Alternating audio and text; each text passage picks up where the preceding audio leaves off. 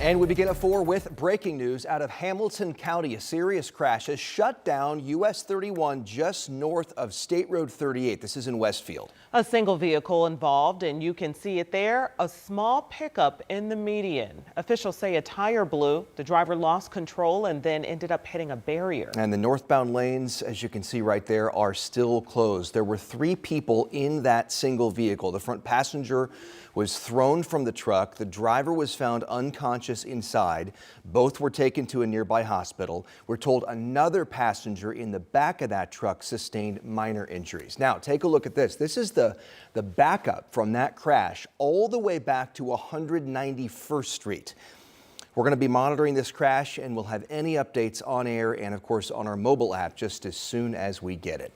Also at 4, as Indy prepares for Game 4 against the Knicks at Gainbridge Fieldhouse, a lot of attention downtown Indy and on our Pacers. And the Pacers are looking to get back on track in the Eastern Conference Finals after losing Game 3 Sunday night. But they could potentially be without one of their key players for tonight's game. Eli Gain is live at Gainbridge this afternoon to give us a status update on Aaron Nesmith. So what have you learned, Eli? Yeah, so Dustin and Felicia, right now it's an ankle injury, which is sort of what we anticipated after he left the game. Aaron Nesmith, about 6 minutes left in the third quarter in Sunday night's Game 3. He was driving along the baseline. You can see when he came down on that right ankle, he tweaked it. He remained down for quite some time before being helped off and helped into the locker room. He did, however, come back into the game. But you know about these ankle injuries, they can be tricky, especially in the game of basketball when you're planting so much. So even though he did come back in, that status that he has now is going to be questionable and most likely a game time decision before we find out if he's going to be able to take the floor this evening. Tip-off is scheduled for 8 o'clock here, and of course we'll get a little more knowledge on the situation with that ankle. But if he is unable to go this evening, Rick Carlisle says that's no excuse. They got to play through. You lose a guy like that, it affects your ability to close a quarter, so maybe there's a factor there, but look, we're not going to make excuses. I mean, we've come back from big leads, we lost a lead today.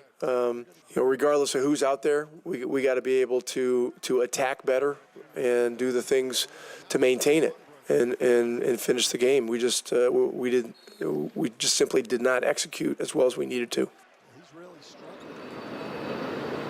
Yeah, so it will be tough if Nesmith is unable to go. Rick Carlisle will talk about an hour and a half before tip-off. He'll give us the latest update. Probably won't say too much about the situation. I think this is just going to lead up until tip time before we find out if Nesmith will be good to go in Game 4, which tips off at 8 o'clock. In front of Gainbridge Fieldhouse, I'm Eli Gain. Dustin, Felicia, back to you guys. Oh, my goodness, we need him. Oh. He's been clutch in the last couple of games. Thank you so much, Eli. We appreciate it. We'll check back in, but we need him. I know. Fingers crossed. But you want him to be okay before he goes in. Of course. Yeah. Fans with tickets to the game will be heading downtown over the next few hours, of course. The pregame party is on Moore's Bicentennial Plaza, and that's where we find our Rich Nye, who has a story on a Pacers fan from New York City getting the VIP treatment in Indy today. He sure did. Hey, what Rich. a story. Yeah, this is great.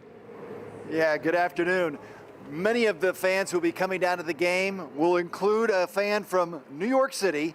He's a firefighter, and he's been a Pacers fan his whole life. And that got into some trouble about a week or so ago. Check out this video that went viral. This is Hans Perez, who just happened to be walking by Madison Square Garden after a Knicks game against the Celtics, and he was wearing his Tyrese Halliburton jersey. And Knicks fans were giving him a hard time about that because the Pacers would be their next opponent, and they threw trash bags full of trash at Hans Perez. Now, Hans kept us cool and just extricated himself from the situation. But Tyrese Halliburton and a lot of the world saw this video, and so Tyrese Halliburton and the Pacers have invited Hans to be their guest here at Gainbridge Fieldhouse for Game 4 tonight. So look at this video from today. This is Hans Perez arriving at the Bottle Works Hotel by fire truck. Not a police escort, a fire escort from the airport to the hotel. He's got tickets to the game tonight, brought along his wife, Crystal. Boomer was there to greet him. They had all kinds of gift bags for him. The Pacemates were there, and he'll be watching his Pacers tonight for Game 4. This moment is everything to me. Like, I love the Pacers. I've always loved the Pacers since a kid, you know, and to just be able to come experience this and come see the team, and to see the team like this, you know, because there's a difference in you just flying into Indianapolis and coming to watch a Pacer game than coming into Indianapolis and having everybody here welcoming you, appreciating you. It just shows like how much great people there are in Indianapolis. We are great people here in Indianapolis. Again, Hans is a firefighter in New York City, so that's why the Indianapolis firefighters welcome him here to Indianapolis, and he'll be a guest of Tyrese Halliburton and the Pacers here for Game 4 tonight, and Hans says the Pacers are going to get it done in 5. We'll have more here from Bicentennial Plaza coming up at 5 o'clock. We'll talk to some of the fans who were down here earlier today as Pat McAfee had his TV show right here on the plaza earlier this afternoon.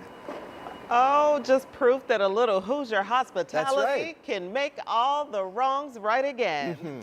The definition of Hoosier hospitality. Awesome. All right, Rich, thank you so much. Well, we know how expensive it is to get to New York, to stay in New York. So if you can't make it to the Big Apple for Game 5 Thursday night, you can head to Gainbridge Fieldhouse for the official watch party. Complimentary tickets will be available starting tomorrow morning at 10. You can get those on either the Pacers or the Gainbridge websites. I imagine that's fun too. All right, so let us chat weather, because we certainly had some clouds, a little overcast. There were some peaks of sunshine. Still needed that sunscreen. A few raindrops too in the last few minutes downtown. Yeah, and that's kind of the case. Clouds generally more bark than bite, but a few areas will have some raindrops here. And yeah, this is just a nasty pattern for this time of year. We can't seem to shake it. Maybe some hope in the 7-day. Okay. Hang You're tight. telling us there's a chance. I see you got your lucky Pacers tie on. Well, yes, we didn't have the ensemble on Sunday. We're hoping that this will be the trick tonight. Maybe it'll bleed over into the forecast. We Did you know. not wear your shirt the other night? Well, I wasn't on TV Sunday. Oh, okay. I wore the shirt. Trust me. As a citizen. Trust me, I had to wash this. As a citizen of Indiana. Yes, you wore the I shirt. wore the shirt. I finally had to wash it. We had it on the noon show today, and we all know that me wearing this tie is going to be the difference in the game tonight. Yes. Right. Yes. We hope. We hope. Hopefully my tie will guard Karl Anthony Towns as well. All right, let's show you some of this little light rain that's falling around the metro area. Again, it's not heavy at all. Some peaks of sun there in Crawfordsville. Generally, it's been an overcast sky over Indy and points to the southeast. A little bit more breaks in the cloud deck to the north and northwest, and it doesn't take a lot of sunshine to get us in the 70s. Notice Lafayette and Monticello, 73 compared to the middle 60s, and even a 57-degree reading in Richmond, where it's been a little more rain action. Temperatures on the eastern side of the state, 5 to 10 degrees cooler than this time yesterday. 67 northeast wind at about 15 miles per hour. If you're going downtown for the game, or if you're just going to be out at all this evening and watch parties, yeah, there's going to be a few showers around. We've got a very interesting 7-day forecast. It includes 40s and includes 80s. We'll see you with that in a few moments. All right, Sean, thank you. To some of the other headlines on this Tuesday. Emergency crews in Hamilton County pulled a man's body today from the White River. And this marks the third body pulled from a central Indiana waterway in just one day.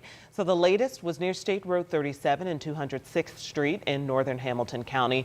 Noblesville Fire said it started as a water rescue call, but then became a death investigation.